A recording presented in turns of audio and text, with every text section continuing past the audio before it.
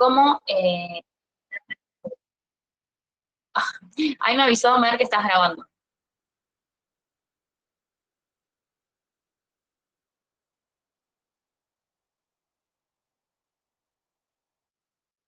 Bueno, entonces, eso. Lo damos porque es importante para entender cómo la salud nos atraviesa, la salud, la enfermedad y la atención, en los distintos tiempos, cómo se percibía, cómo la gente percibía la salud, la enfermedad y la atención, cómo la percibimos hoy en día desde diferentes paradigmas también. Que eso es un poco de lo que habla Menéndez. Así que bueno, igual vamos a arrancar con Estado.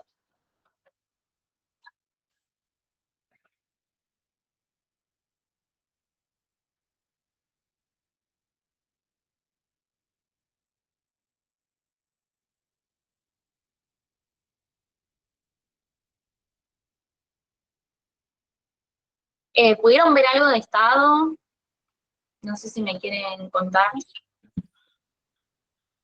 O sea, la cátedra tiene una definición de Estado, porque hay una definición que la cátedra tiene. ¿Cuál sería? No es, nosotros cuando vamos a hablar de Estado, vamos a hablar del Estado-Nación, que es el Estado que inicia en la modernidad. Y ahí empezamos a hablar de los distintos autores. El Estado-Nación se supone que es un conjunto de instituciones que, a través de las cuales se ejerce la soberanía. Hay muchos tipos de Estado que los vamos a ver ahora con los autores. Y nada, la idea es, bueno, eso, de que el Estado que conocemos inicia a partir de la edad moderna, con el fin del feudalismo.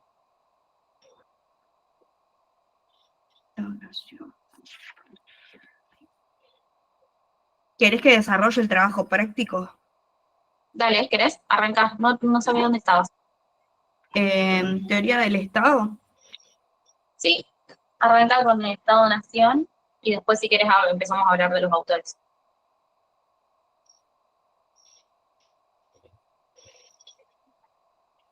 El Estado surge más que nada por algo imparcial por arriba de los sujetos. O sea, a ver, para no hablar tan técnicamente, los hombres por sí mismos no se podían mediar, por así decirlo, ¿no? Porque todos se regían prácticamente por sus mismos intereses. Entonces, ¿qué pasa? Surge algo por encima de los hombres para mediarlo, con una mirada imparcial. ¿Se entiende? Ahí empieza a hablar de lo que es los contractualistas, que justamente cada uno de ellos, vamos a incluir a Maquiavelo en esto de Estado, cada uno tenía una visión distinta del Estado. ¿Eso que dijiste más o menos sería la idea de Rousseau o no?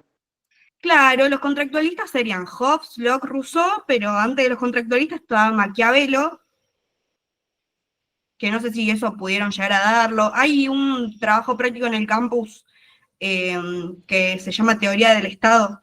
Tiene 4 preguntas. No sé si lo pudieron hacer alguno. ¿Y qué factores intervinieron en la aparición del Estado?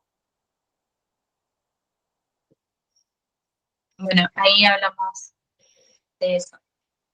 El principal es la idea de cuando termina el sistema feudal. Esperen que se los busco. Cuando termina el sistema feudal, aparece la monarquía. Empieza a aparecer la monarquía y es cuando empieza a aparecer el tema de Estado. Porque lo que Maquiavelo plantea, para arrancar, es la separación política y moral. ¿Querés seguir con eso, Mar? Yo busco lo del Estado. Bueno, Maquiavelo lo que dice que la sociedad y los hombres no se rigen por el derecho divino o la ley moral, sino que se rigen por intereses. Entonces Maquiavelo viene a plantear esto de la separación política de la moral y reconoce en la figura del que gobierna cierta intencionalidad. O sea, como que siempre todo lo que es, ay, ¿cómo puedo explicarlo? Como que Claro, dice que el Estado, que dice Maquiavelo, que como que todo, que no existe un bien común, que todo es por intereses. O sea, en el que gobierna siempre va a querer favorecer al mismo gobierno, no a la comunidad, por así decirlo. sí, porque De- él plantea la separación política de la moral porque reconoce en el príncipe de la intención de convencer a la mayoría, a las masas populares, de que hay una voluntad general, ¿no? De que la voluntad general del pueblo es una. Que en realidad esa voluntad general no existe, sino que es las decisiones que toma el propio rey. Claro. Y nada, el separarlo de la política y la moral es para que, digamos, o sea, toda la política, lo que era la moral en ese momento era la religión. La religión carga con muchos ya significantes respecto a muchas cosas. Entonces, el separarla para que la política pueda actuar por cuenta propia les permite poder hacer esto de la voluntad general O y poder sea, convencer sería a los demás. convencer a la mayoría, por ejemplo, convencer a la mayoría de los campesinos, burguesía y trabajadores, y hay una voluntad general de las mayores para obedecer y cumplir a pesar de lo que los perjudica, digamos. Sí. Porque nada, este bien común, este interés general no existe en realidad, es el interés del príncipe. Voy a agregar algo. Antes, o sea, antes no existía esto de que, ay, vamos a elegir quién quiero que me gobierne. O sea, eso no era así. Estamos hablando de esto que decía Nati, de la monarquía. O sea, había un rey y ese rey tenía el legado. Ese legado que tenía el rey eran todos los que iban a gobernar, digamos. Siempre iba a favorecer a esa familia que estaba gobernando, porque era así, porque el rey era el rey, después tenía el hijo que era su sucesor, y así repetidamente. No es que había democracia y que alguien podía decir, no, yo quiero que este me gobierne, o que podíamos derrocar el gobierno. No había tal opción, digamos. Antes de que surja el Estado no había derechos porque, o sea, nadie decía quién gobernaba. Bueno, yo tengo nada, lo del antiguo régimen, que es, bueno, tenemos que como línea histórica tenemos para dividir las edades, que es la edad antigua, la edad media, la moderna y la contemporánea. ¿Pudieron ver eso?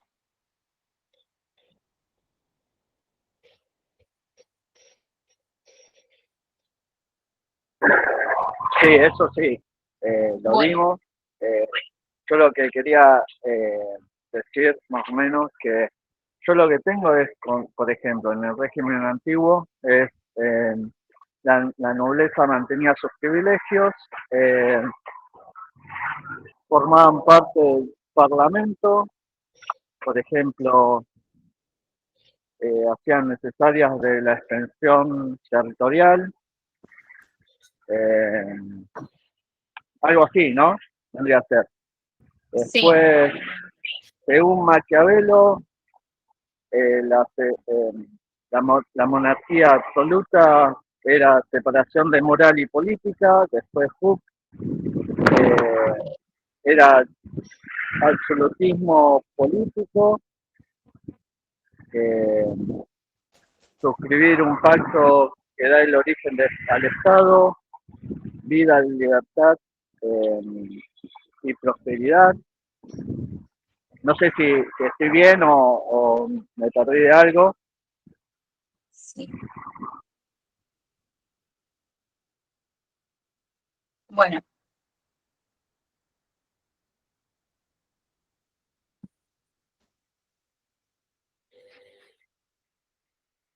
Sí, teníamos en el antiguo régimen una sociedad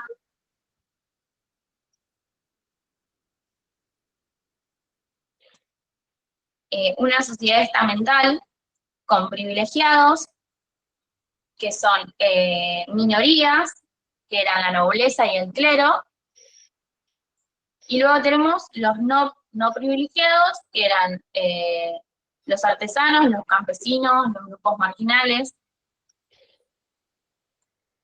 y la burguesía.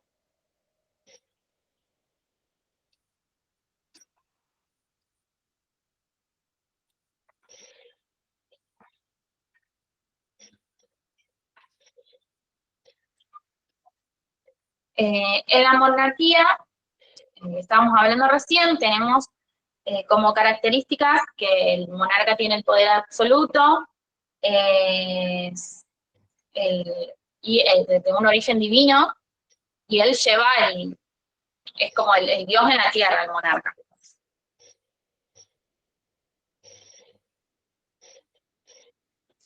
Él posee todos los territorios, los habitantes son sus súbditos, y el Estado y todas las instituciones responden a él. Sí, yo rendí el final de la materia.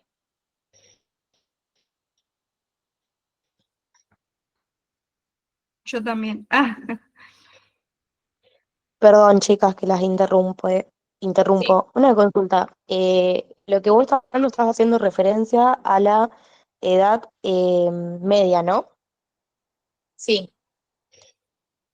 Te comento porque yo puse lo mismo, o sea, en mi resumen tengo muy similar a lo que vos estás mencionando, pero sí agregué la parte que también, a ver, en cierta forma, él sí tenía poder, pero no al 100%, porque estaban los señores feudales.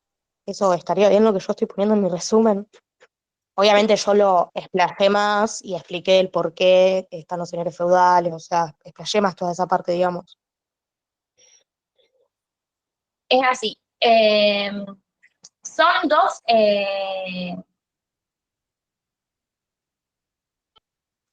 O sea, va distintos. cambiando a medida de los siglos, digamos, pero sigue siendo Edad Media. Sí. Sí, se va diferenciando cuando pasa del feudo a la monarquía. ¿Querés empezar con los autores, Mer? Dale. ¿Alguno pudo desarrollar en clase los autores contractualistas? Yo los tengo desarrollados. Si me dan un ratito, les digo lo que puse. Sí, como quieras, si no acá yo tengo, o sea, hay un trabajo en el campus que yo lo hice un cuadrito, si quieren después en el grupo de estudio yo puedo pasar una foto de mi trabajo, el que pueda descifrar mi letra, perfecto. Bueno, dice, ¿qué tienen en común y qué diferente Hobbes, Locke y Rousseau, no? Ya dijimos que Maquiavelo planteaba esto de la separación de la política y la moral, esto de que ya la iglesia no se meta, que, bueno, nada, eso. ¿Le parece que arranquemos con Hobbes? Acá yo hice un cuadro con unos puntos así bastante resumidos, que nada, dice Hobbes, que el estado de la naturaleza del hombre, que cada humano busca su propio interés. Entonces que hay una guerra de todos contra todos, o sea que el hombre es malo por naturaleza porque se guía por sus intereses y no convive bien entre sí, sino que al haber escasez, los hombres pelean entre sí para satisfacer estas necesidades. Después, bueno, el pacto que propone Hobbes es el pacto de individuos que renuncian a la violencia a favor de la paz y la seguridad. Dice que el Estado tiene un poder absoluto, ¿sí? Después Hobbes, bueno, defiende el derecho a la conservación de la vida y su defensa, la libertad y la propiedad, que conservan la libertad renunciando al uso de esa fuerza y tiene un contrato entre individuos, entre ellos y el Estado. Y, o sea, obviamente haciendo partícipe también a la gente de ese contrato con el Estado. Después dice que su poder, o sea, el poder de este Estado, deriva del pueblo. El Estado debe asegurar la paz y la seguridad, que tiene un poder limitado. Por ejemplo, en diferencia a Hobbes, que decía que el Estado tenía un poder absoluto, acá no. Acá Locke dice que tiene un poder limitado el Estado, ¿sí? Sí, el que haya levantado la mano quiere hablar. Soy que sí. ¿Y qué sería la monarquía absolutista para Hobbes? La monarquía absolutista es esto, justamente que el poder absoluto que tiene el Estado, digamos, ¿sí? O sea, por ejemplo, en comparación a Rousseau, que todavía no había llegado, pero bueno, para más o menos ubicarte, Sí. por ejemplo, Rousseau, había democracia directa. ¿Qué significa esto? Que el pueblo creaba en conjunto al Estado sus propias cosas, digamos, sus propias leyes, sus propios derechos, o sea, los ciudadanos eran partícipes.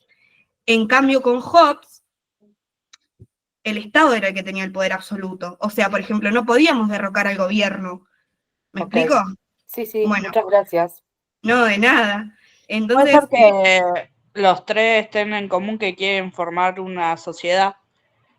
claro, lo que ellos tenían en común era proteger estos derechos inalienables, ¿sí? Que serían la vida, la seguridad, la propiedad privada. Eso era más que nada lo que coincidían estos tres contractualistas. Lo Y que la ellos libertad. ¿Qué? Y la libertad. La libertad, perdón. Yo tengo una consulta. Ellos, yo tengo la definición y demás, todo lo que vos estás mencionando, Mer, y lo que están mencionando las chicas. Ellos, digamos, tienen como un pensamiento medio liberal, digamos, ¿no? Sí, son los padres del liberalismo. ¿Liberalismo o neoliberalismo? Pregunto porque mi docente dice que neoliberal y liberal es lo mismo, pero para mí no.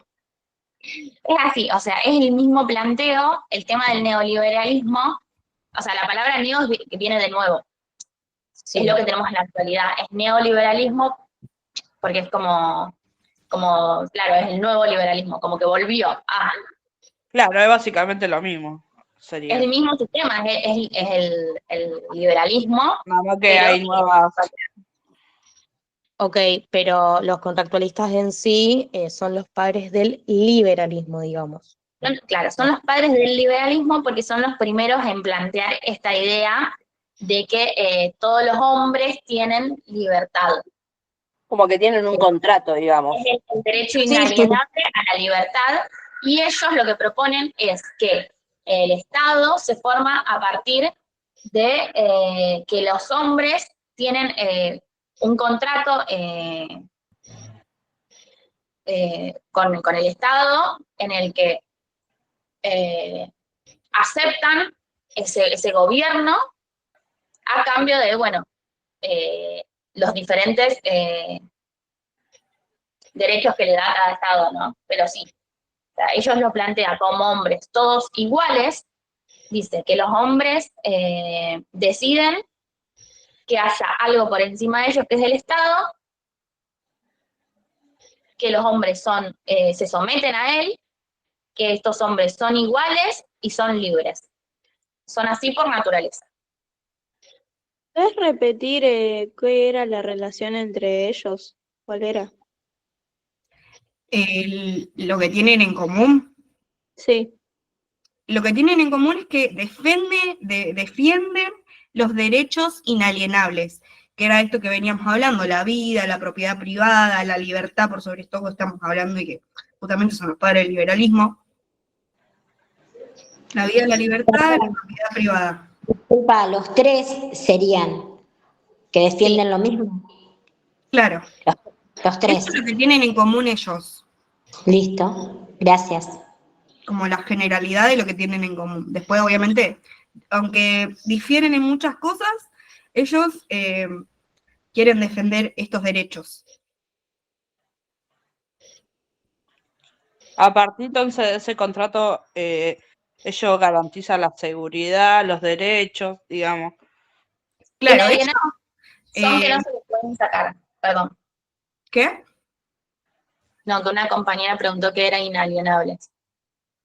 Inalienables, como que no, como que es lo que tienen que ellos primeramente garantizar, digamos. Lo tienen por así por interés que decirlo. no se les puede quitar. Claro, Tienen que garantizarlo. intocables.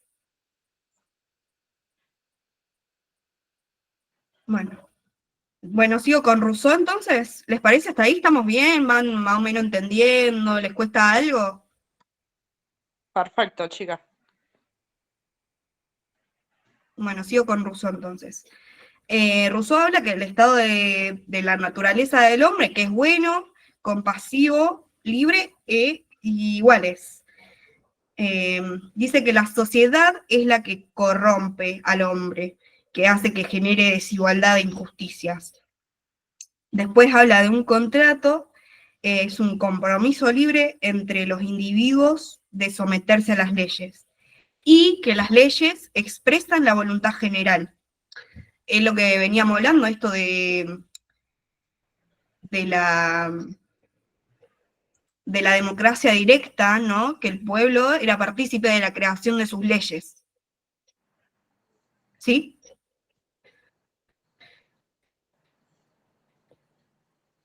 Después eso, que no... Bueno, acá hay una pregunta que dice si hay derechos anteriores a la emergencia del Estado. No, no los había.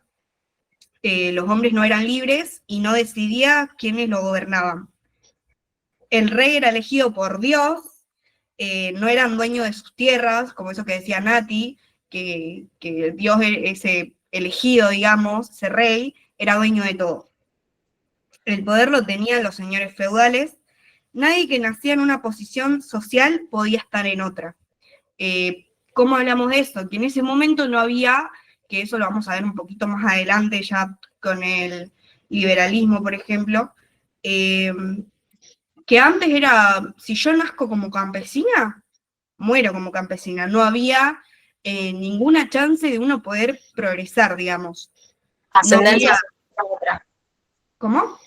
De una ascendencia social, digamos, de alguna manera, por decirlo de alguna manera. Claro. No había superación personal. Eso sería la casta, ponen. Qué sé yo. Cuando se habla de casta es cuando se nace en una posición en general privilegiada. Claro, Se o sea, toma el sentimiento. no había Ejemplo, posibilidad de que vos, siendo clase baja, pudieras ser clase media, o sea, ni siquiera había oportunidades, o sea, no existía. O sea, vos sabías que si nacías para ser un campesino, ibas a morir siendo un campesino. ¿Me explico? Sí, obvio, voy a pasar mi trabajo al grupo. Así lo tienen.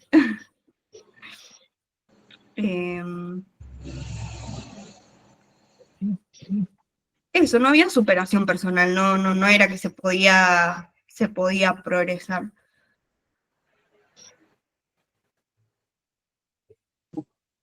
Más o menos hasta ahí van entendiendo, o no les queda nada.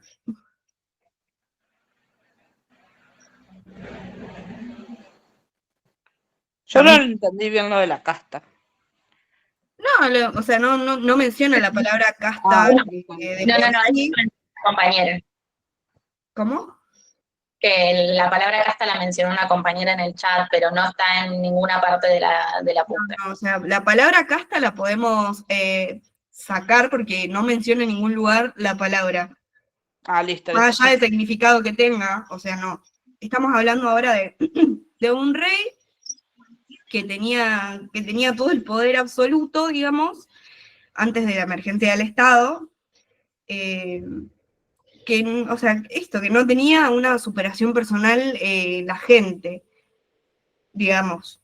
¿Se explica? O sea, por ejemplo, si yo, en el feudalismo, por ejemplo, si yo soy un señor feudal y tengo campos, ¿no? Yo voy a tener campesinos que trabajen para mí a cambio de solamente estadía, porque por tal, como tal no recibían paga, solamente recibían una estadía y comida.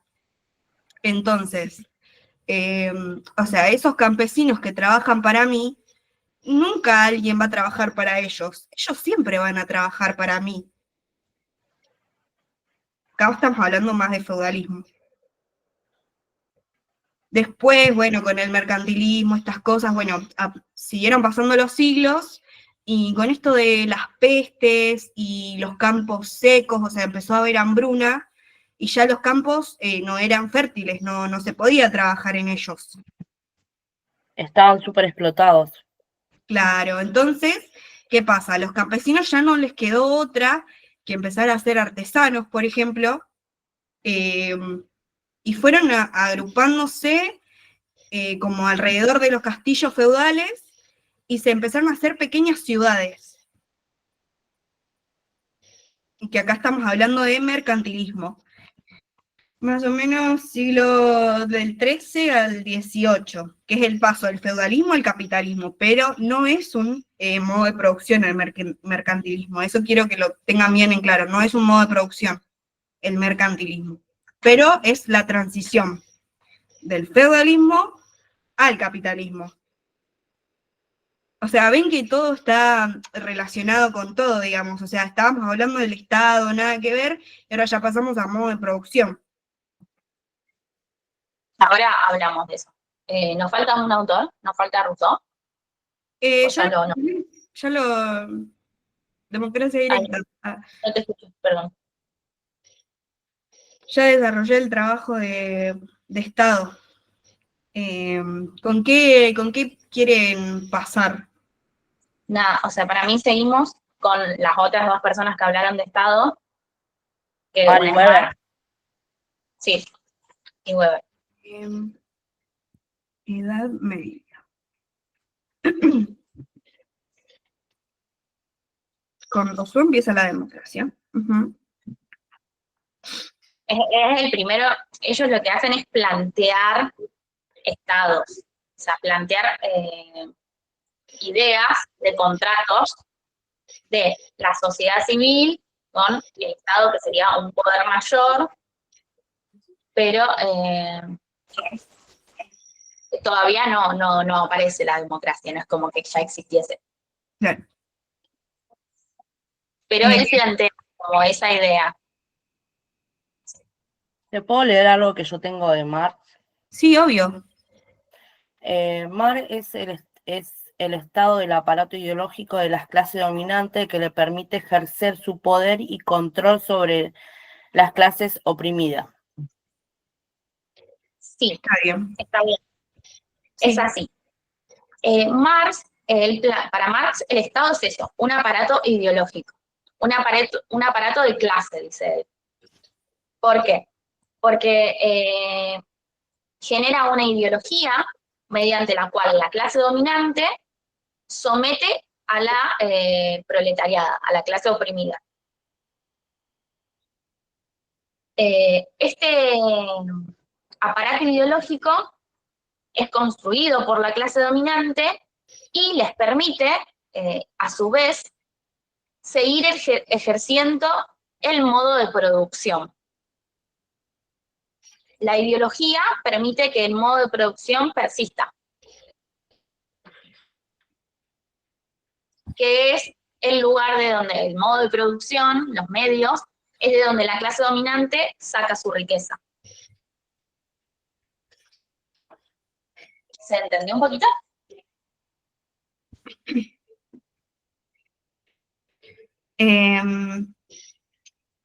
Voy Ahí plantea la superestructura. a explicar lo del mercantilismo porque lo preguntaron en el chat. Bueno, pero ¿querés que esperemos? Porque si no es como que saltamos de un tema a otro. Lo que pasa es que en el chat ya lo están relacionando con temas que ya vieron.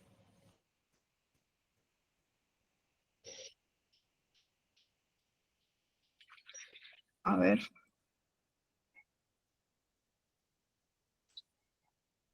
Báncame. Obvio que podemos relacionarlo con hegemonía. Sí, estoy leyendo los comentarios que si lo podemos relacionar, obviamente que lo podemos relacionar.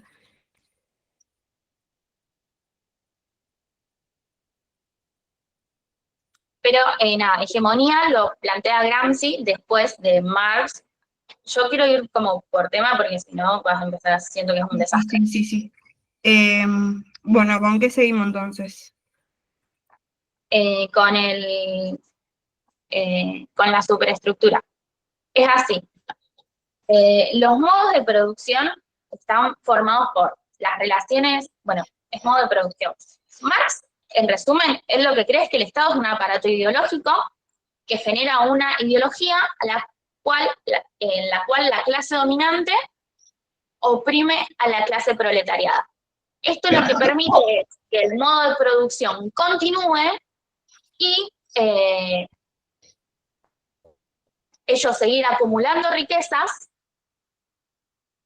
y esta ideología, él dice que se transmite a través de muchas cosas, entre ellas la cultura.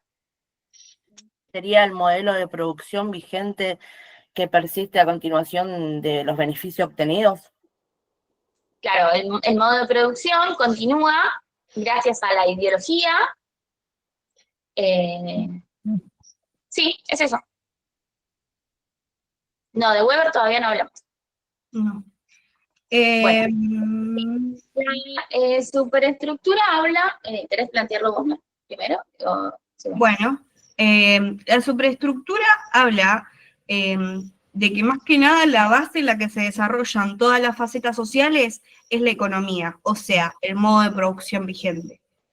A partir de lo que vendría siendo toda la economía, a partir de ahí, todas las otras facetas, ya sean sociales, ideología, cultura, lo que fuera, va a estar sobre esa base que es la economía.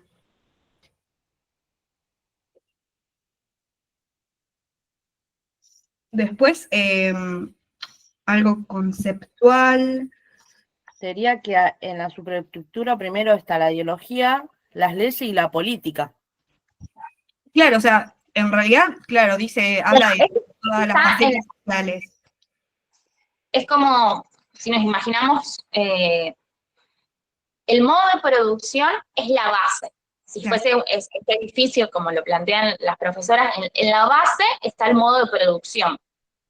Las relaciones sociales de producción, el desarrollo de las fuerzas productivas, eso está en la base. Okay. Y por encima está la ideología. La ideología está formada por las leyes, la religión, la cultura, y también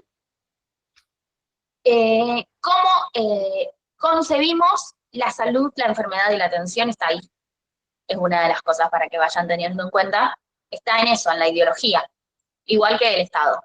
Todo eso forma parte de la ideología y la base de todo esto es el desarrollo de las fuerzas sociales de producción, el desarrollo de las fuerzas productivas y las relaciones sociales de producción. Eso es la base, o sea, los modos de producción.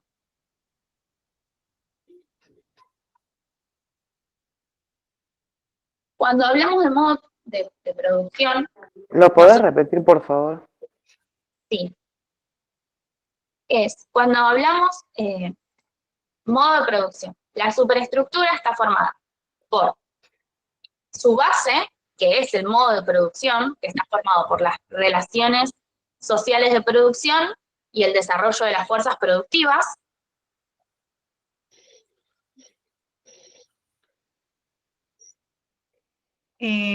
Comparto pantalla, así les muestro una imagen. Si querés, amiga. ¿Qué querían decir? Una compañera levantó la mano. Hola, buen día. Yo lo que quería decir, no sé si me estoy adelantando, que lo que plantea Marx también es que están en armonía hasta que la conciencia, hasta que el proletariado toma conciencia de que están en desventaja. Entonces Sí. ahí se produce una tensión que lleva a una revolución. Sí, eso está bien. Ese lo tocamos un poquito cuando hablamos de hegemonía, pero sí, es así. Si quieren les explico la diferencia de las fuerzas productivas de las relaciones sociales para que entiendan eso y seguir con eso que vos decís.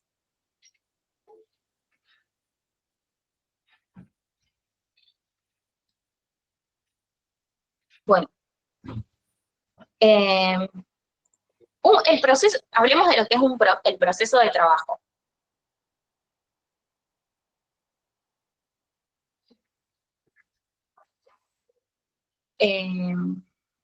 Es así. El proceso de trabajo es la transformación de un objeto, que puede ser la materia bruta o materia prima, Marx las diferencia. La materia prima es la materia que lleva algún tipo muy pequeño de transformación. La materia bruta es esa que sacamos de la naturaleza directa, como un tronco de un árbol, y la materia prima sería como una plancha de madera ya, ¿no? Un poco. Pero es como ese objeto, a través de una transformación, se convierte en producto. Ese es el proceso de trabajo. En el proceso de trabajo interviene el trabajo humano, que es la fuerza productiva. Ahí está. ¿Se ve la foto que estoy compartiendo? Sí. Creo que está bastante bien explicado como para que tengan una idea.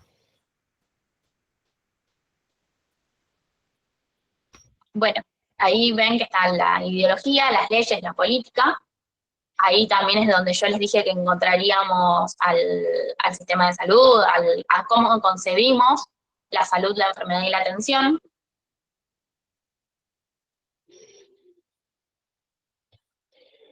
Y bueno, yo les estaba hablando del proceso de trabajo, que es cómo transformamos un objeto a un producto, ¿no? En esa transformación que hay en el medio, intervienen el trabajo humano, que utiliza el medio de producción. El medio de producción es todas las cosas a las que permiten que el trabajador transforme el objeto en el producto final. Ese es el medio de producción. Todo lo que nos permite, directa o indirectamente, transformar eso. En ese caso sería la tecnología, que nos permite crear instrumentos, herramientas, que el trabajo humano pueda usar para la transformación de ese producto. ¿Me explico?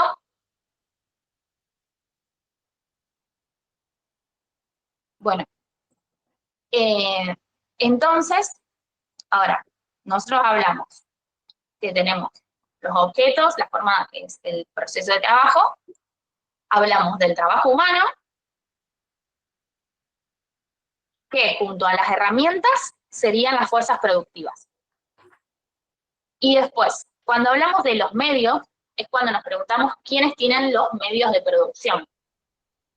Eso es lo que determina, o sea, el quién tiene los medios de producción determina cómo van a ser las relaciones sociales de producción que ven ahí. ¿Están entendiendo?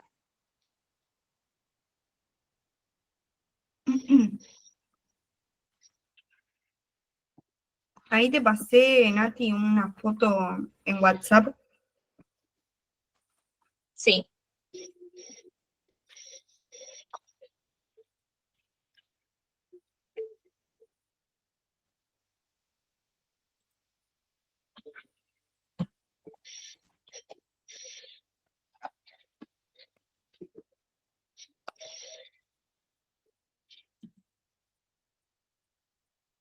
Bueno, les repito entonces. Es así. El proceso de trabajo está compuesto de, dijimos, la fuerza de trabajo, el objeto de trabajo y el medio de trabajo.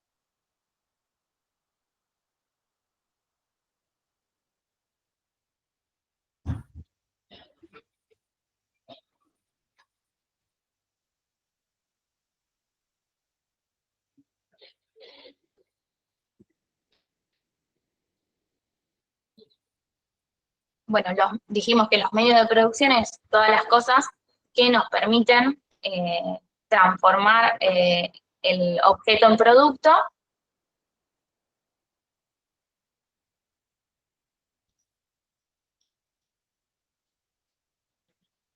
Materiales de trabajo y medios para el trabajo.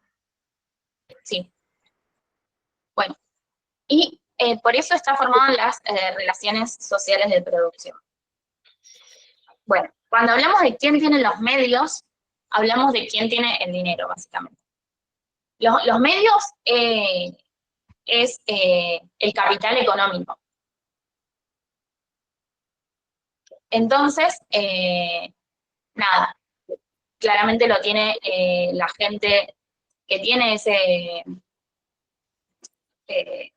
esos medios, es los que tienen el poder, los que tienen el dinero, y ellos, los que tienen los medios de producción, explotan a los que no tienen los medios. Porque si bien sin el trabajo humano no podría producirse, sin los medios tampoco.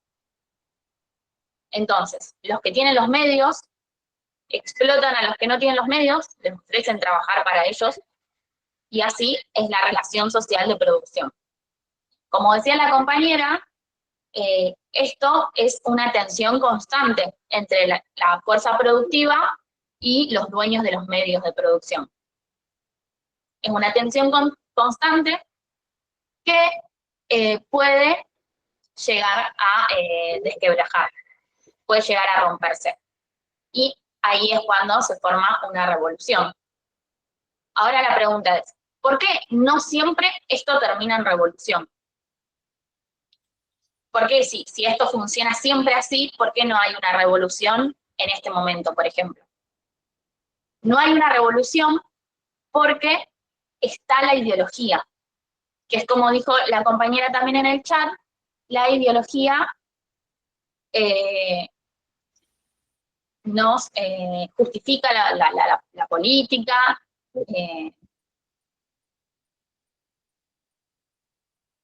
claro, también entra Gramsci con hegemonía. Pero bueno, nada, o sea, la ideología que siembra las leyes, la religión y la cultura permiten que el proletariado acepte el lugar que tiene, no se lo cuestione, y por eso no hay una revolución constante. Sin embargo, creen, es como se muestra a través de la historia. Hegemonía es, sí, hegemonía es eso, es el medio de dominación mediante el cual la clase dominante somete a la proletariado. Eso es hegemonía. Gramsci habla particularmente de la hegemonía cultural. Bueno, la hegemonía es un mecanismo invisible que está, bueno, mediante el cual se imparte esa dominación.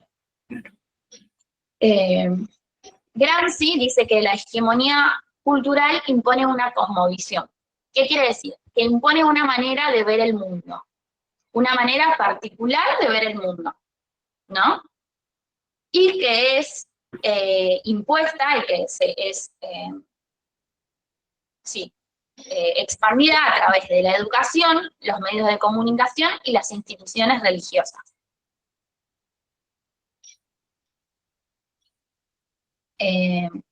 Bueno, Gramsci lo que dice es que hay un consentimiento tácito respecto a la superioridad de una cosmovisión.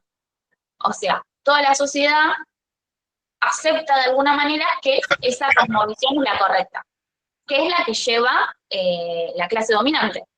La clase dominante imparte una cosmovisión y la mayoría de las personas la aceptamos y por eso se mantiene el modo productivo actual y por eso no hay una revolución.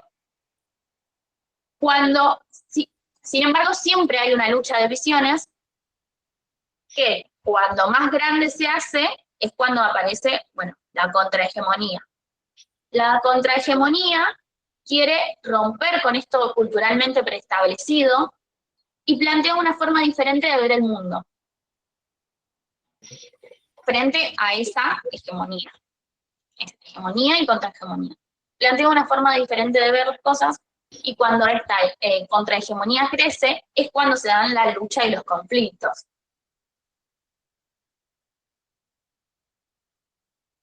Yo queré que les lea. Tengo como un recapitulado de muchas posibles preguntas de examen que las fui respondiendo y yo a partir de ahí estudié para el final.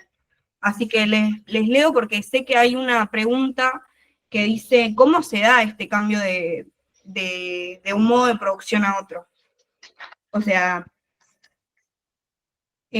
¿por qué se pasa también de un cambio de producción a otro? Como vimos que antes había el feudalismo, que vimos que había una falencia, y por algo surgió el capitalismo después, ¿no?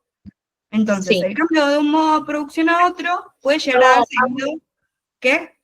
Te hago una pausa, amiga, para responder algo que dijo una compañera Sí. del chat, que dice, si siempre que se plantea un pensamiento contrahegemónico, se producen revoluciones.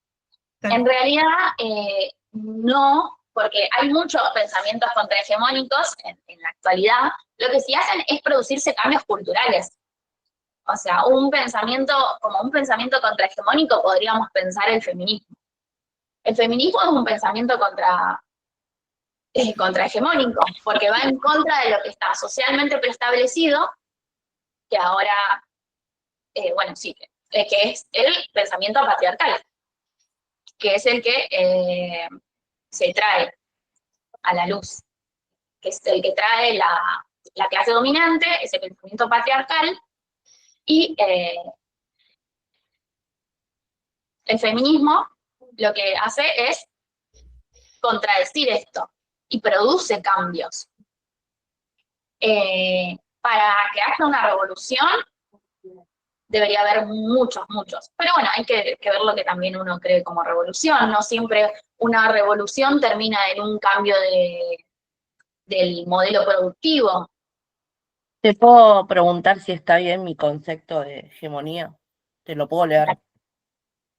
Claro, sí. Hegemonía es imposición de las clases gobernantes a los demás de una visión del mundo, un modo de aceptar un sentido común y la práctica incuestionable. Sí, está bien. Bueno, sí, en el pasado hubo una revolución muy importante que fue la que cambió esto, que fue la Revolución Francesa. En la Revolución Francesa el pueblo se levantó contra la monarquía y cambió el modo de producción, que ya venía cambiando, ya venía todo esto en tensión.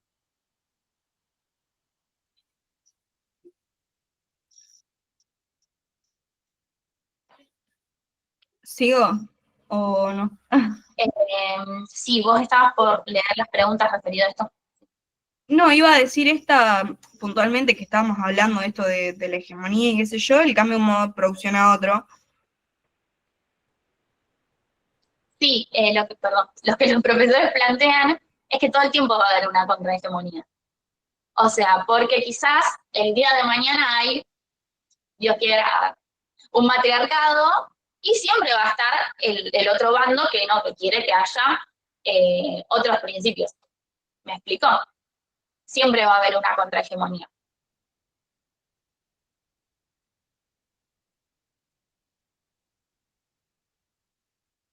Claro, porque la humanidad está en constante construcción y cambio. Sí. Tal cual.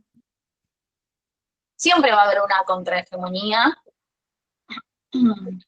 Claro, siempre está en contradicción, digamos. Siempre, o sea, va a haber mucha gente que siempre va a dejar lo que está dicho como lo que es lo bueno, lo verdadero, lo que hay que hacer, pero siempre va a haber alguien que se va a cuestionar esto. Mismamente, nada. todos siempre algo cuestionamos, algo nos hace ruido, che, ¿por qué hacemos esto si tal vez no está bueno? Es del día a día. Después, lo que Marx dice es que las revoluciones surgen a través de esto, a este constante hegemonía y contrahegemonía en lucha. Nosotros, cuando hablamos de edades, de la edad media, de la edad antigua, de la edad moderna y la edad contemporánea, de lo que hablamos es de el cambio de edades por procesos históricos, por sucesos históricos. Marx dice que en realidad el cambio debe ser debe contarse que es a través del cambio de los modos de producción. Por eso, cuando hablamos del feudalismo, del capitalismo, del el imperialismo, todo el tiempo se cambia, en general, quiénes portan los medios. De Estado hay varias definiciones. Tenés la de Estado según Marx, Estado según Weber, que todavía a Weber no llegamos.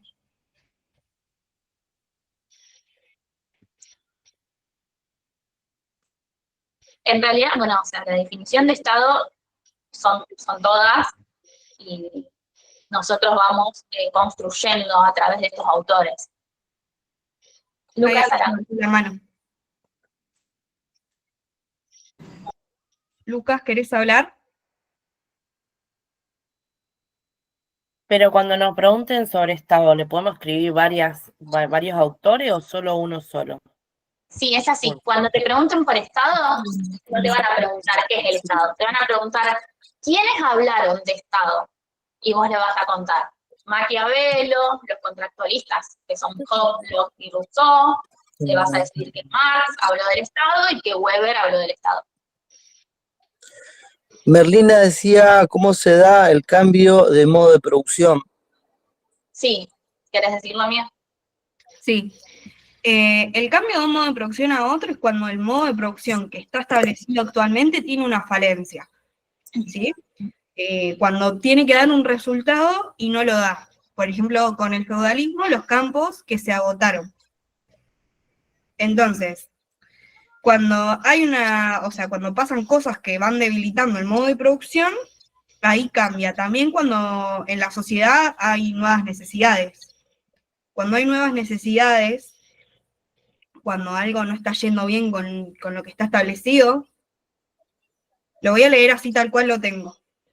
El cambio de un modo de producción a otro puede llegar a darse debido a varias inconsistencias en el que aún prevalece vigente, ya sea porque la economía, la política o lo cultural no está dando los resultados que deberían dar. Usualmente aparecen diversos sucesos que van debilitando el modo de producción vigente. También pasa cuando en la sociedad surgen nuevas necesidades. Así como para que tengan bien claro que es más que nada por eso que cambia el modo de producción. Bien. Gracias. Gracias. Disculpa que te moleste. Interrumpa, perdón. No, no pasa nada. Te hago una consulta, porque yo a la profesora en la última clase le pregunté por el tema de Estado. Sí. Ella dijo, o sea, de Estado hay un concepto, no es que no hay un concepto. Lo que ellos quieren es ir armando un concepto, cómo va cambiando a través de la historia, porque de concepto hay un concepto, de Estado, perdón. O sea, el Estado es un ente que regula, que tiene leyes, que tiene un territorio, hay un concepto definido, porque vos lo buscás en el diccionario y está. Pero ellos quieren ver cómo va atravesando, o sea, cómo se va realizando a través del tiempo. Porque ella me dijo que ella puede preguntar qué es Estado, entonces vos le tenés que decir el concepto de Estado, que es ese. Ahora, si ella te pregunta cómo se fue realizando el Estado a través del tiempo, entonces ahí sí va suponiendo desde la época de la esclavitud, cómo se hace, después cuando aparece Maquiavelo, cuál es su idea, y después todos los demás, hasta el último que llegamos, y después los tipos de Estado. Pero, o sea, concepto de Estado hay. Claro. Sí, o sea, no, más que nada lo que suelen preguntar en los parciales es Estado según Marx, Estado según Weber, modos de producción, esto que también había dicho Nati hace un rato, las 3 partes más fundamentales del proceso de trabajo. Esas cosas suelen ser las más importantes, las que más le da importancia, igual que los contractualistas. Esas son cosas que sí o sí hay que saber, digamos.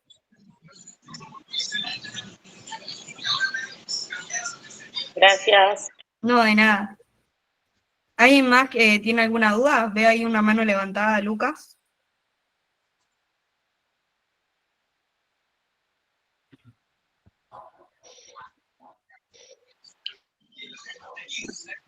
¿Les parece que sigamos con algo más, algo que no lo tengan tan claro, alguna duda?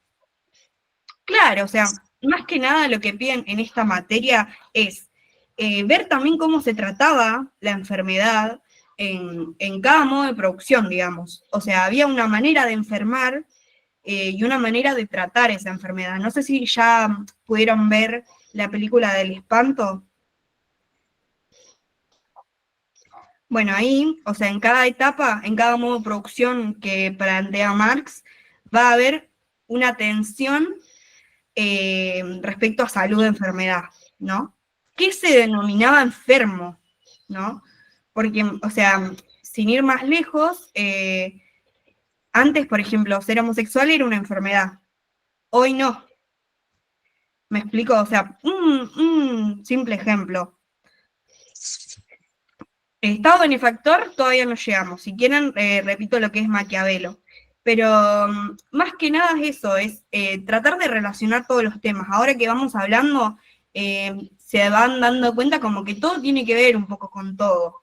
Y eso es lo más importante, que por ejemplo, yo cuando fui a rendir el final, la profe iba anotando a partir del tema que yo inicié y me fue sacando flechitas a lo que yo iba hablando y con qué lo iba relacionando, ¿sí? Entonces, principalmente sepan que lo más importante es que ustedes puedan entender y relacionar.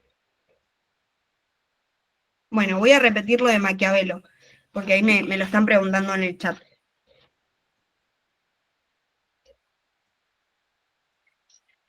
Se Maquiavelo. fue la compañera igual. ¿Cómo, amiga? Se fue la compañera que lo preguntó. Para mí sigamos con Weber. Ah, bueno, dale. Dale.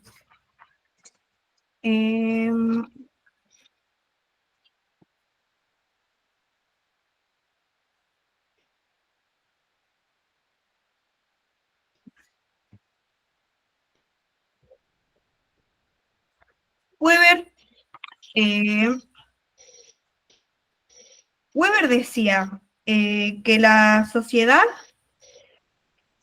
es un entramado de relaciones sociales. Weber estudia acción social. Dice que cuando esta acción social tiene un sentido orientado a otros y es recíproco, se llama una relación social. ¿Hasta ahí vamos? No sé si ya pudieron igual desarrollar a Weber en clase. ¿Pudieron bien?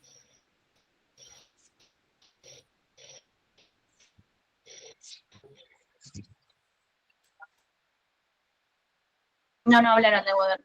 ¿No desarrollaron Weber?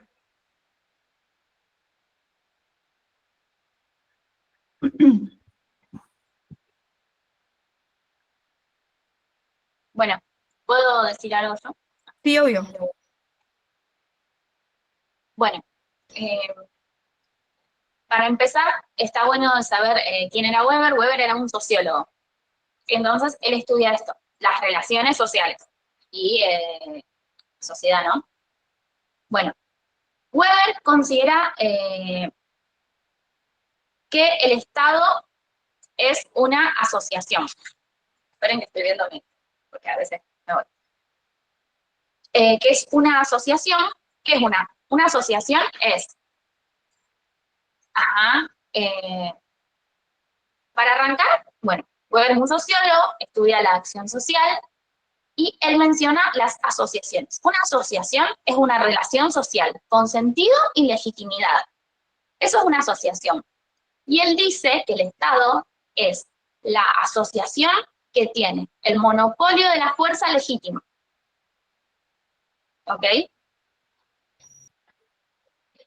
Eso es importante. Monopolio de la fuerza legítima. Y es cuando habla de consenso y coerción. coerción. ¿Qué entienden por el monopolio de la fuerza legítima?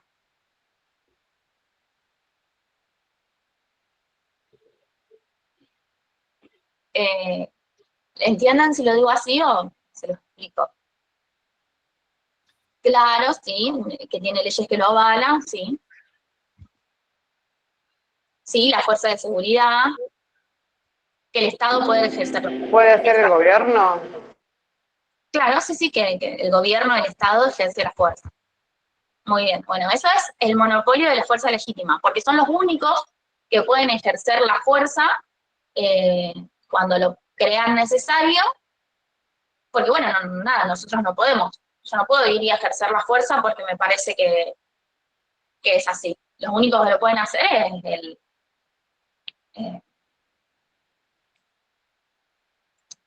sí, primero habla de consenso y de coerción.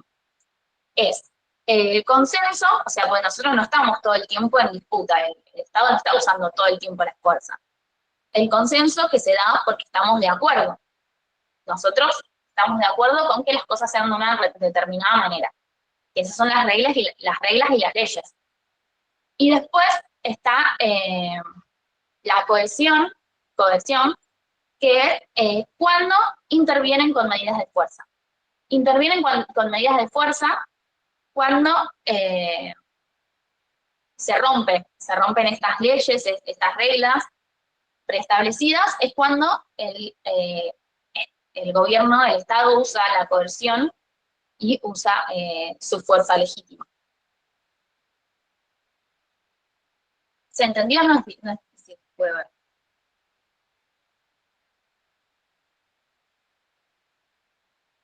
Claro, la represión.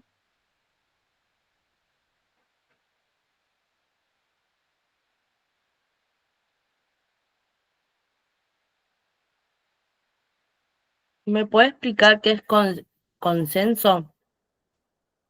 Sí, consenso es eso, es el momento en el que todos estamos de acuerdo.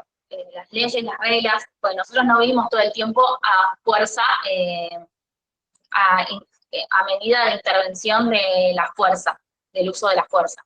Nosotros estamos en consenso, de acuerdo con lo que el Estado, las demás cosas que el Estado tiene, ¿no? Aceptamos eso con nosotros y entre los individuos. El profesor también dijo que consenso es un liderazgo y había tres variantes que no las supe entender: tradicional, racional y carismático. Yo no entendí muy bien eso. Bueno, él habla del liderazgo, que es también otra forma de dominación. Ahora vamos a ver eso con Foucault, pero nada. El liderazgo es un modo de dominación, y hay tres. Son el tradicional, el racional y el carismático. ¿Ok? El tradicional se lo clasifica por hábito, por costumbres. ¿Ok? De padre a hijo, bueno, de hijo a padre, ¿no? Ese liderazgo. En su momento las relaciones de vasallaje, vieron que dijimos que en el feudalismo no era ese estado, porque las relaciones de vasallaje eran por costumbre. Eran tradicionales. Bueno, eso es también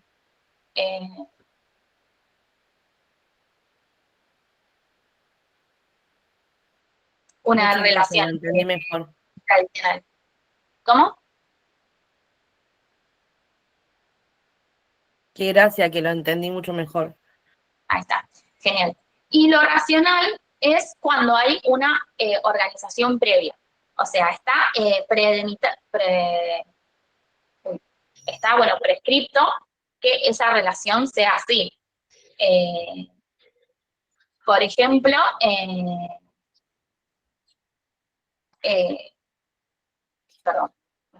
un trabajo, vos y tu jefe tienen un acuerdo en el que él tiene la decisión.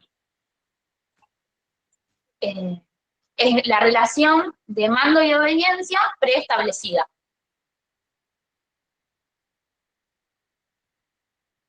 es con una organización previa. Esa es la racional.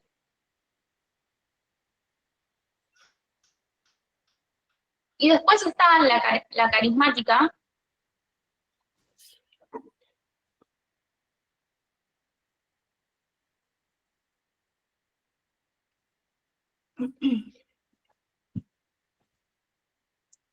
eh,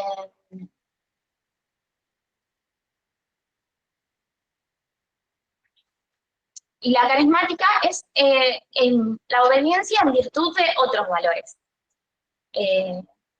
Un poco, no sé si me explico, como que valores que no son de orden racional, como un ídolo. Cuando sos fan de alguien, vos le das un reconocimiento por otros valores, no por algo tradicional o racional.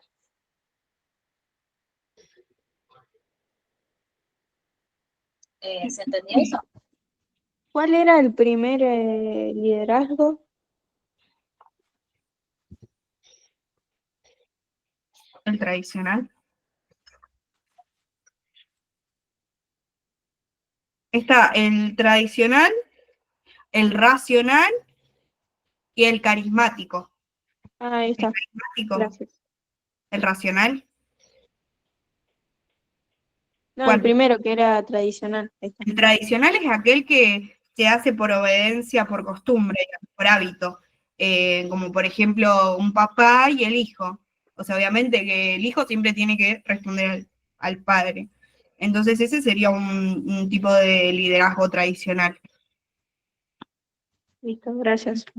Después el racional es esto que se obedece en virtud de algo que ya está organizado. Por ejemplo, las leyes. O sea, es algo que avala que vos le tenés que hacer caso. Esas cosas que ya están organizadas previamente. Esto está relacionado a Weber. Estamos hablando de los 3 tipos de liderazgo. Después, bueno, vuelvo a traer lo que vendría siendo el carismático, que lo preguntaron en el chat.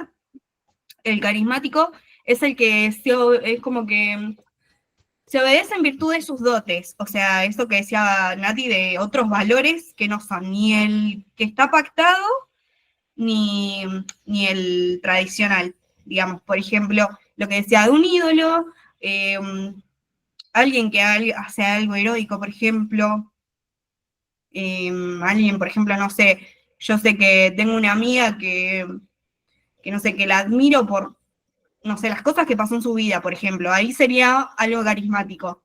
Entonces, porque yo la admiro por cuestiones que no están establecidas. ¿Se entiende ahí?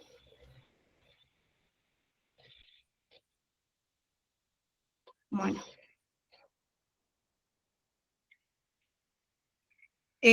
¿Con algún otro tema? ¿Qué les parece que sigamos? Acuérdense que va a haber una segunda clase.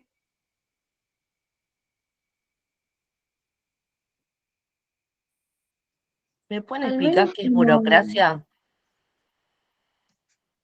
¿Cómo? ¿Me Perdón. pueden explicar qué es burocracia? Porque no lo entendí muy bien. A ver.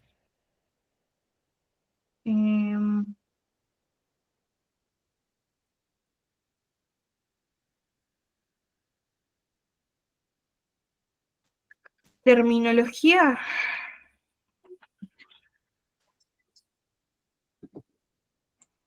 Sí, ahí estoy como...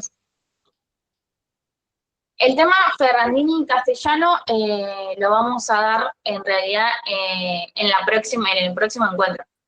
Ahora, bueno, podemos encajar si quieren Estado liberal y benefactor. Yo quería darlo con sistema de salud, pero creo que lo podemos dar ahora. Menéndez, entra.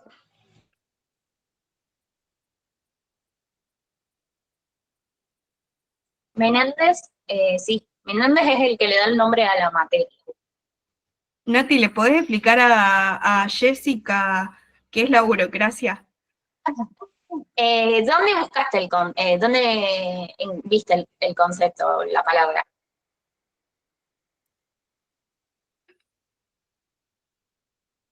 cuando el profesor Urraca habló sobre Weber, habló sobre la fuerza legislativa, coerción, consenso, liderazgo.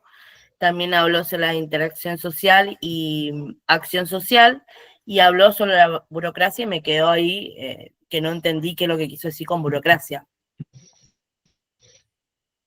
Bueno. Nuestro profesor nos dijo que la definición de burocracia lo había dicho Weber, Claro, que es una por eso preguntaba yo. organización regulada por las normas que establece un orden social para distribuir, gestionar los asuntos que son propios. Es como más o menos lo que hicimos nosotros para ingresar a la carrera. Mire que nos hacían llevar los papeles, nos decían que teníamos tal fecha para entregar eso y algo así me explicó él. Se los puedo leer si quieren, porque yo no lo tengo claro, lo busqué y les leo, a ver qué le parece y lo discutimos. Dice, para Weber la burocracia es una forma de organización social, caracterizada por la jerarquía, la división del trabajo, la especialización, las reglas escritas y la impersonalidad. Es vista como una forma de gestión eficiente, pero también como una fuente de poder dominante. Es eso, como lo explicaba el profesor, como en la facultad,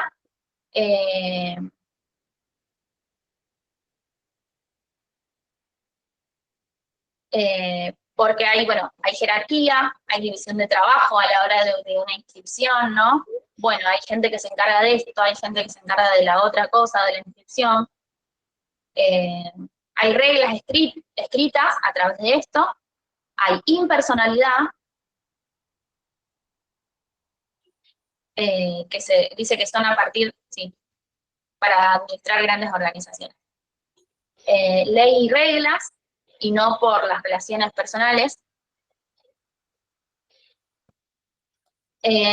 Criterios meritocráticos. El acceso a puestos y a las promociones basadas en el mérito y la competencia, no en el favoritismo y en el nepotismo.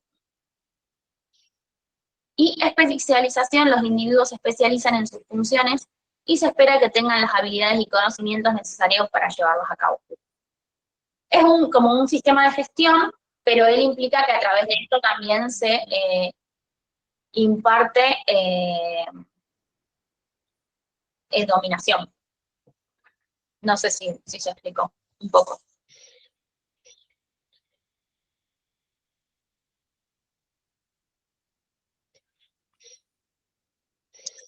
Supongo que a la hora de hablar de Estado, esto se debe hilar con las funciones. Los poderes se dividen los poderes se encargan de diferentes cosas. Dentro de esos poderes hay jerarquías, hay división de trabajo, hay reglas escritas, hay impersonalidad, porque los individuos, las relaciones entre los miembros son basadas en leyes y reglas y no en las relaciones personales. Hay especialización, los individuos se especializan en ciertas funciones para cumplir trabajos determinados con los que se supone que deben cumplir y poder llevarlos a cabo.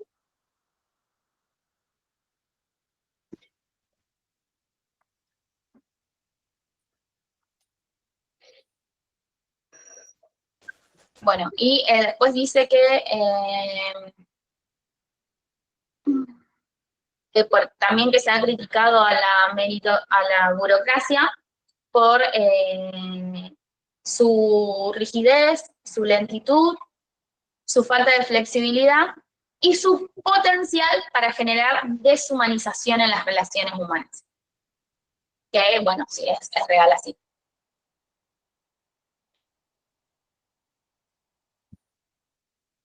Es un poquito de burocracia que igual es medio general, no es lo que tiene la catedral, lo que yo. Pero me parece que se explica un poquito el por qué lo usan cuando hablamos de Estado.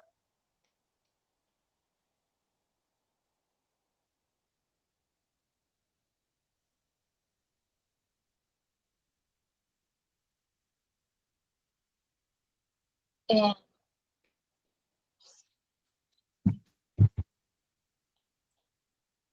y bueno, y nos queda Foucault nomás. ¿Querés hablarlo vos, Mer, o lo...? Como quieras. No sé que tengan otra duda antes, y si no, contamos Foucault y vamos cerrando por hoy.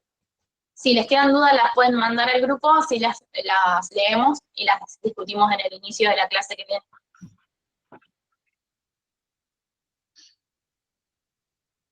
Les leo lo de Foucault. Sí. Foucault escribió acerca de cómo históricamente la enfermedad y el temor que produce en sí mismo o por sus efectos ha modelado conductas y dispositivos de control. Afirmaba que desde el poder se determinaban dispositivos de control. La existencia de todo un conjunto de técnicas e instituciones que se atribuyen como tarea de medir, controlar y corregir a los anormales. Hace funcionar a los dispositivos disciplinarios, igual a los que apelaba el miedo de la peste o el COVID. No sé si vieron, hay un texto que creo que se llama Vigilar y Castigar, que hablaba esto de como de un encierro en el que pasaba un guardia y miraba quién se asomaba a la ventana, creo que era así, puede ser, si alguien lo pudo leer. Bueno, Foucault habla de esto. Lo explico yo eso si querés conmigo. Dale. Lo del el panoptismo, ¿decís? Claro. Sí, Okay. el texto ese que decía vigilar y castigar.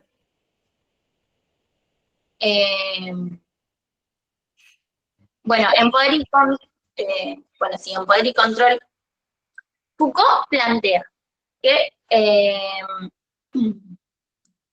se cambió en la sociedad actual, se cambió los castigos físicos y fueron reemplazados por la disciplina.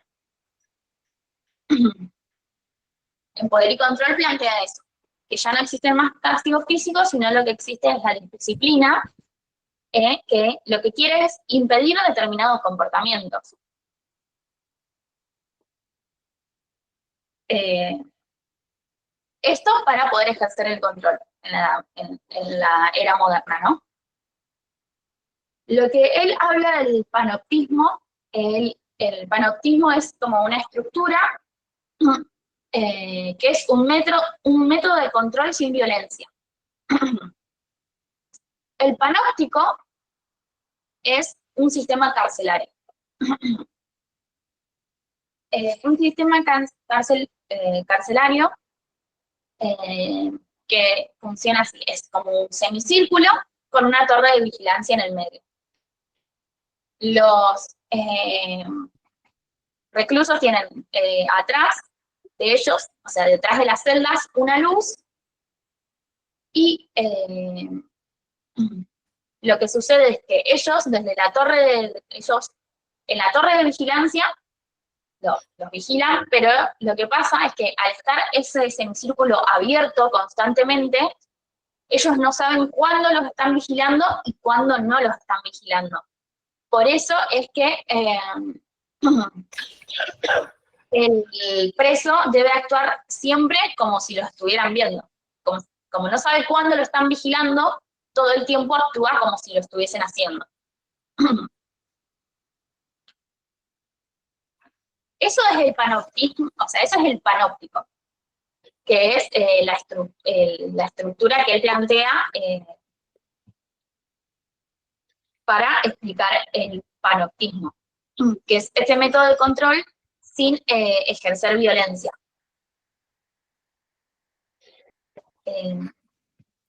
Estoy Yo siempre compartiendo, no sé menciono... si se puede ver. ¿Vos podés ver, Mati?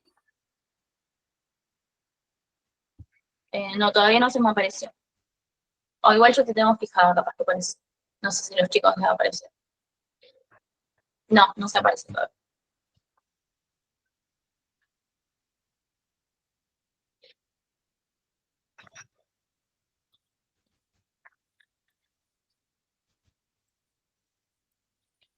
Bueno,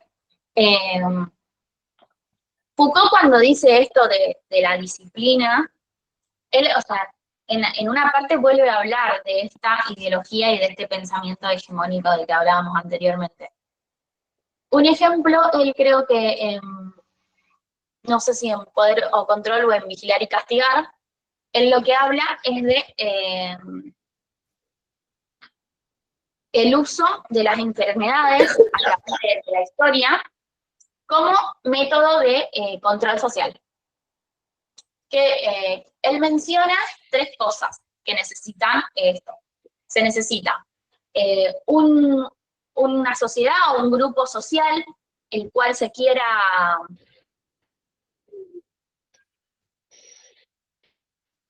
Dice Mercy, la querés mandar al grupo a la imagen que querían mostrar. Sí, ahí voy a compartir, a ver. Ah, si ok. me deja. Bueno, es así.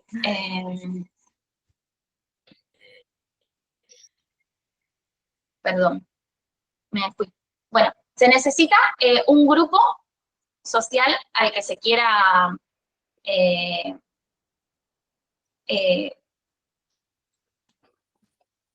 un pensamiento no se lo quiera, básicamente. Se lo quiera cuestionar.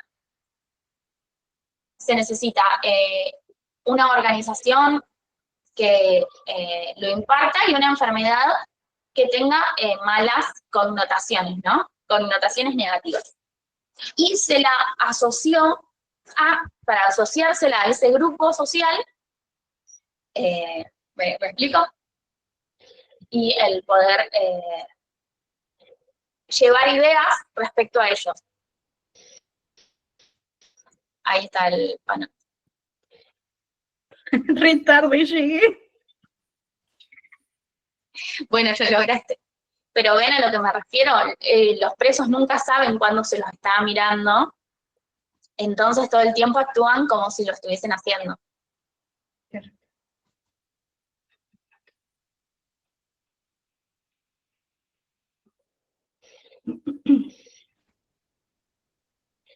Yo un tiempo, como por mí misma, lo relacioné con el hecho de la conciencia. ¿Me explico? ¿Cómo no entendés la relación? Ahí, capaz que con lo que te estoy por contar de la conciencia lo entendés. ¿Me querés explayar más tu pregunta? O sea, Foucault dice que... Sí, o sea, sí habla de la cuarentena, pero estamos hablando más que nada de dispositivos de control, digamos. Esto de corregir y castigar, o sea, acá es más o menos lo mismo. Para sí, está bien. Ahí ya entendí lo que pasó. Es así. Eso lo de la cuarentena es como un dispositivo de control que era un poco de esto de que yo estaba hablando, de usar las enfermedades para generar miedo y control social. El panoptismo es... Perdón. Lo que había leído en el texto acá, que lo subieron un capítulo de Vigilar y Castigar, es que hablaba de la cuarentena y también los que no lo cumplían es como que los mataban. Pero lo que a mí no me quedó claro, porque viste que suben actividades en el cuadernillo, dice, describa la práctica de la cuarentena, todo hablando sobre el panoptismo y Foucault. Y esa parte como que no la había entendido. Ok, es así. ¿Vos leíste el texto de la cuarentena, Mer? Sí, eso es como que pasaban y ellos tenían que estar en las ventanas como para contabilizarlos, y si no estaban ahí era porque estaban muertos. Obviamente tenían que cumplir la cuarentena porque si no los mataban. O sea, más que nada estamos hablando de como de mecanismos de control. O sea, acá obedecen porque, o sea, los castigan si no están adentro de la casa, y en el panóptico, que es creo que la relación esa que no entendían, que ahí tienen que hacer caso porque no saben si los están viendo o no. ¿Me explico? O sea, agarran más que nada por ese lado. ¿Me están siguiendo? Estoy En vez leyendo. de esa violencia, lo que usan es el control.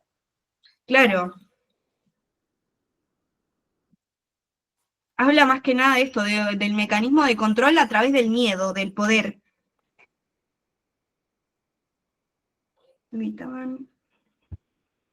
Claro. Ujú. Pero sí, es eso, son mecanismos de control y de ejercer poder.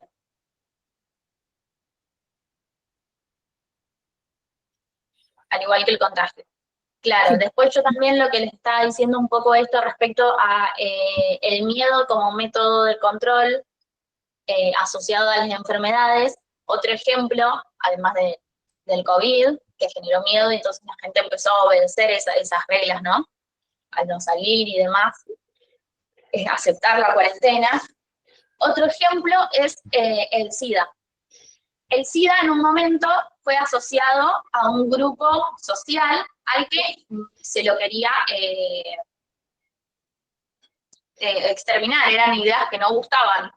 Entonces se lo empezó a asociar al SIDA con la gente homosexual, porque era una patología que en el momento en el que surgió generaba mucho miedo, no sabía cómo curarse, es una enfermedad muy, muy fuerte en sus momentos cuando no eran tratadas, cuando no había forma de tratarla.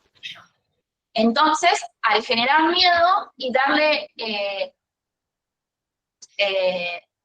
y impartirse a un grupo social determinado, eso genera ideología y genera control sobre lo que creemos y también ese miedo, y eso les da poder.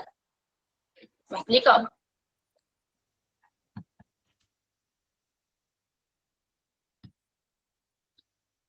Yo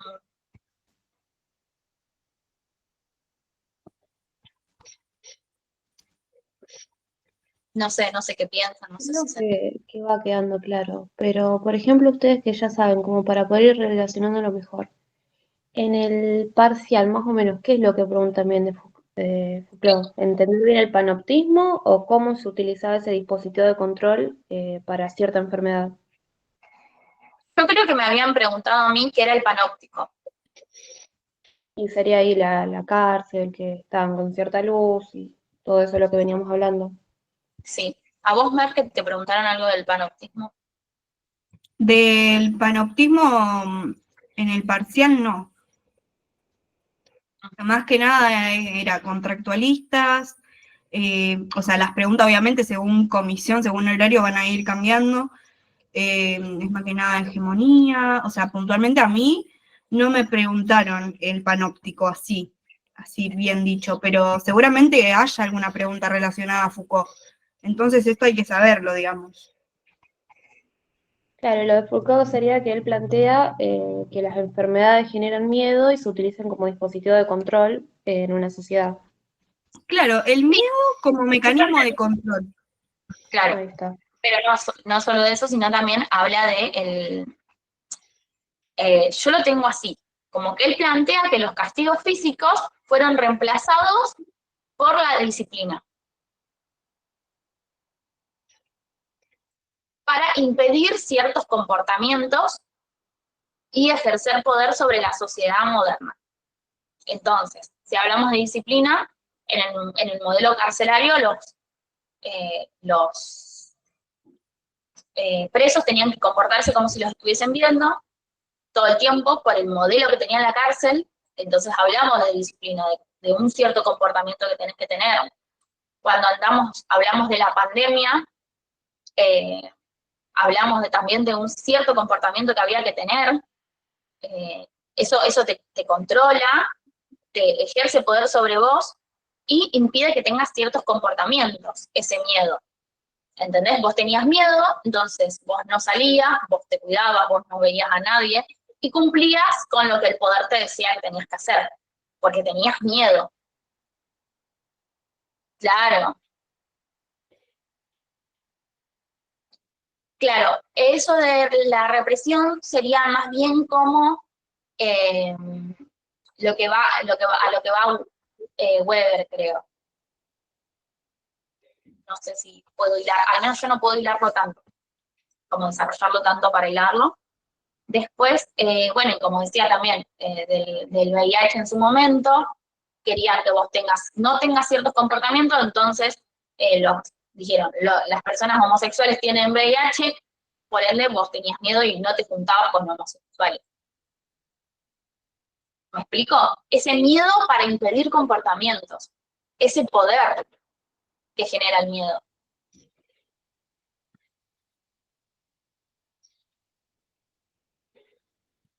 Por eso decimos que es un método de control sin violencia física. Bueno, yo tengo una cosita más de Foucault, que es lo que dice. Él dice que el poder está presente en todos los niveles sociales y se ejerce en cadena. Este poder se expresa en actos y es una relación. Una relación que implica un discurso ideológico, que es esto que estábamos discutiendo, las creencias, la ideología, todas las relaciones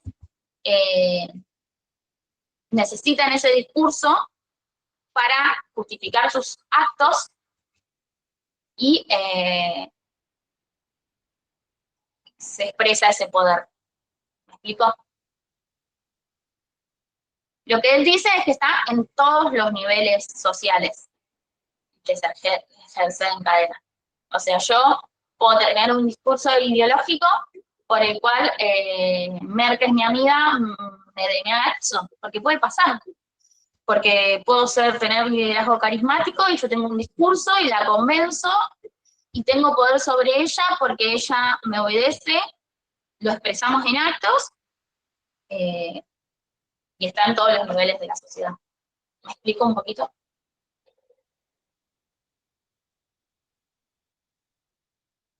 O sea, tener controlada una sociedad sin violencia. Claro, la coerción, el discurso ideológico, la superestructura, el techo de la superestructura también es ideología. Es eso, en general como que está todo hilado, ¿ven? Un poquito. Yo siempre... Claro, volviendo al tema del COVID, cuando en el noticiero mostraban que los niveles de casos de muerte, que si salías te contagiabas, Claro. todo eso era parte del dispositivo de control. Claro. Sí, sí. Bueno, y yo siempre lo pienso, algo más que nada a mí un poco flashero, es el hecho de la conciencia. No sé si alguna vez discutieron, yo he tenido discusiones con mis amigos de que la conciencia no existe. La conciencia no existe. La conciencia nos la implantan con el pensamiento de que hay cosas que son buenas y cosas que están mal, y entonces vos mismo te impedís tener ciertos pensamientos, tener ciertas acciones porque están mal. ¿Me explico? Pero es como colectivo.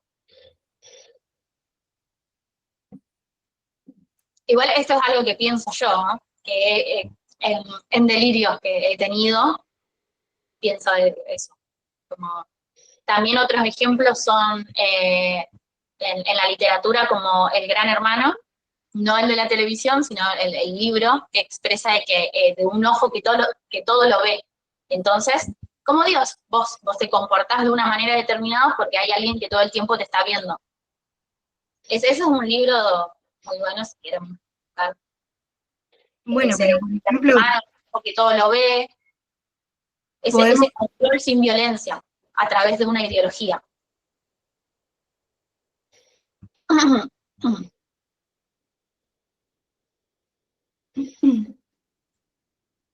¿Qué les parece? A mí me gusta mucho Foucault.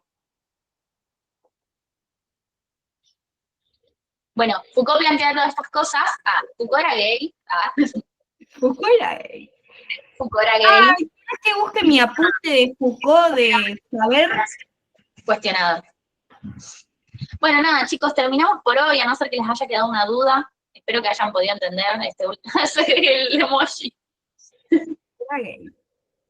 Sí, claro, o sea, por eso él también habla de la disciplina para impedir determinados comportamientos, porque él lo vivió. Claro. Él pasó por todo eso de que lo mandaran a un internado para dejar de ser gay, justamente. Por eso habla de todo esto, digamos. Sí.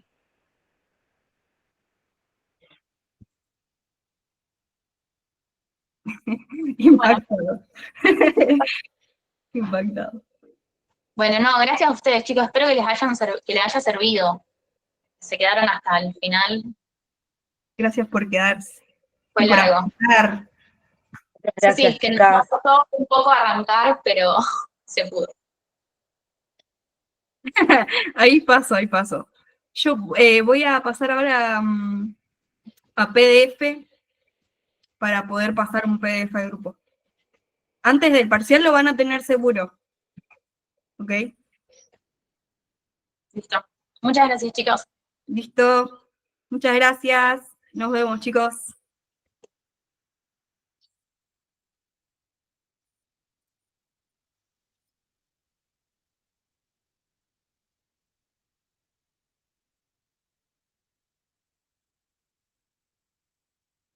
¿Cortaste la llamada, Mer? ¿Cortaste la grabación? No, ahí la corto. Acá.